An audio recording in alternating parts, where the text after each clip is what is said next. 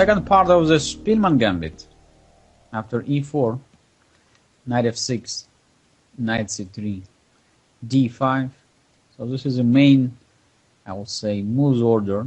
So when black is trying to play Alekhine defense, so white, instead of pushing the pawn immediately after e5, first plays knight c3 and black plays d5, e5, knight d7, and now e6.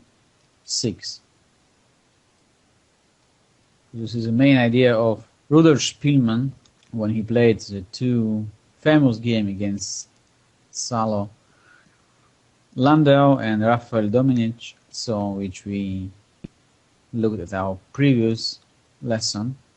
So this time I would like just to show you some traps and typical combination which could happen.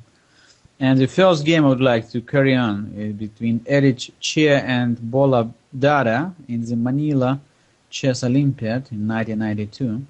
By the way, I played also this competition. So after e6, f takes e6 and d4, so instead of counter-attacking the white center after c5 or e5, black decided to play g6, so trying immediately to develop his dark square bishop to the g7.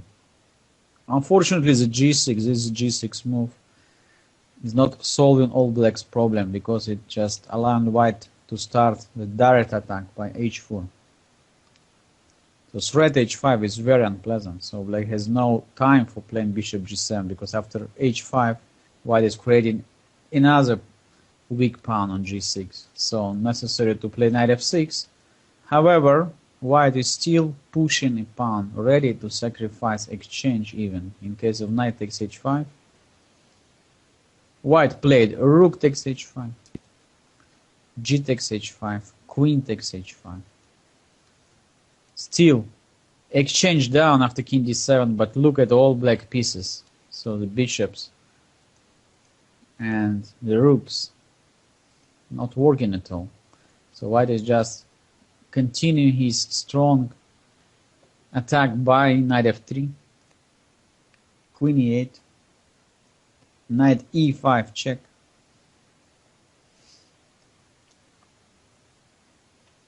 king d8, knight f7 possible, and it's very tough position for black.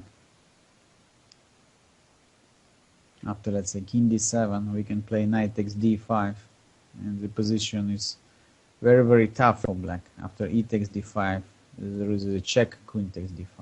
So in the game, white played even more interesting move, queen e5, so threatening the rook on h8, rook g8, and only now knight takes d5. So suddenly black cannot capture on d5. So e takes d5 will be made by queen takes d5, and this is a checkmate. So black's king in the center of the board just checkmated. So after knight takes d5, black unfortunately cannot capture the pawn, but at the same time how to stop queen takes c7, and this is another checkmate. So as you see, the whites cavalierly just completely demolished black's position. Queen d8 only move. Knight f4, so new threat, queen takes e6.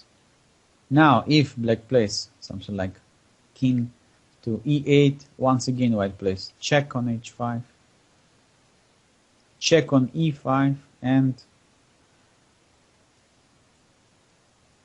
at least the queen is gone. So this e5 outpost just decides a factor in white's success attack. So after knight f4, black played bishop g7, but queen takes e6, force black to resign. So just 14 moves, black cannot play king e8 because queen takes g8. So white is getting just huge material advantage and continue his attack. Black resigned. So one more